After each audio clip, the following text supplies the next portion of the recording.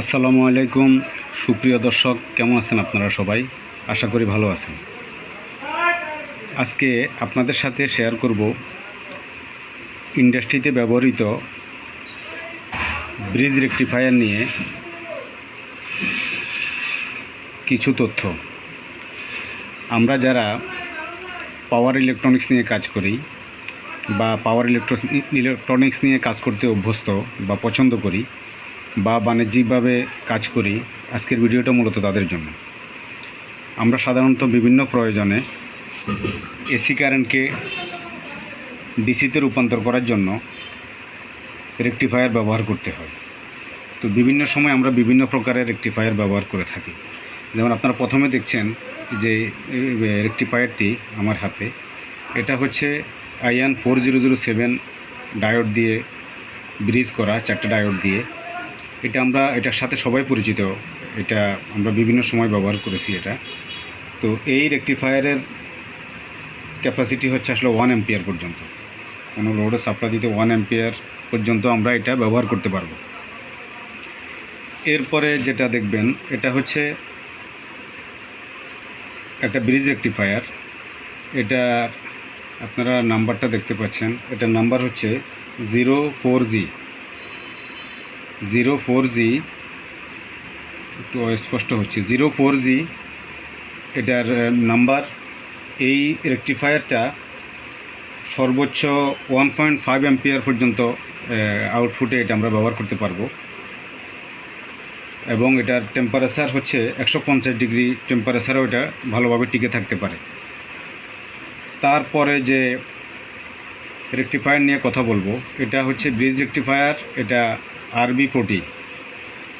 এটা জাপানের সাংকেন ইলেকট্রিক এই রেকটিফায়ারটির ম্যানুফ্যাকচারার।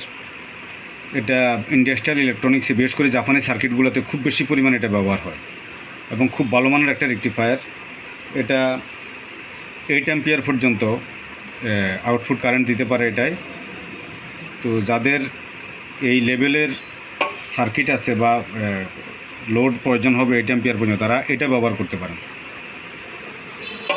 তারপরে যে রেকটিফায়ারটা নিয়ে আমরা কথা বলবো, এটার নাম্বার হচ্ছে BR1010। এই BR1010 এটাও একটা বহুল ব্যবহৃত রেকটিফায়ার। খুব শক্তপোক্ত প্লাস্টিক কেসে তৈরি এটা। এটা সর্বোচ্চ 10 অ্যাম্পিয়ার পর্যন্ত কারেন্ট সাপ্লাই দিতে পারে আউটপুটে, এবং 150 ডিগ্রি টেম্পারেচারেও এটা ভালোভাবে টিকে থাকে, অর্থাৎ রেকটিফায়ারটি নষ্ট হয় না। সর্বশেষ যে রেকটিফায়ারটি নিয়ে আমরা কথা বলবো ব্রিজ, এটা RB60। এটাও জাপানের সাংকেন ইলেকট্রিক কর্তৃক তৈরিকৃত একটা ব্রিজ রেকটিফায়ার। এটা জাপানের সাংকেন ইলেকট্রিক এটার ম্যানুফ্যাকচারার। এই রেকটিফায়ারটি সর্বোচ্চ 8 অ্যাম্পিয়ার পর্যন্ত কারেন্ট সাপ্লাই দিতে পারে আউটপুটে, এবং 150 ডিগ্রি টেম্পারেচারেও এটা ভালোভাবে টিকে থাকে। তো আমরা যারা ইন্ডাস্ট্রিয়াল ইলেকট্রনিক্স বা পাওয়ার ইলেকট্রনিক্স নিয়ে কাজ করি, তো আপনাদের প্রয়োজন মতো যেখানে হাই অ্যাম্পিয়ারের রেকটিফায়ার প্রয়োজন হবে, আপনারা এখান থেকে যে কোনো একটা পছন্দ করতে পারেন, ব্যবহার করতে পারেন। তাহলে আপনাদের পাওয়ার ইলেকট্রনিক্স নিয়ে কাজ করতে অনেক সহজ হবে। আশা করি ভিডিওটি আপনাদের কিছুটা হলেও উপকারে এসেছে। যদি কিছুটাও আপনারা উপকৃত হন, আমার চ্যানেলটি সাবস্ক্রাইব করবেন। ধন্যবাদ সবাইকে।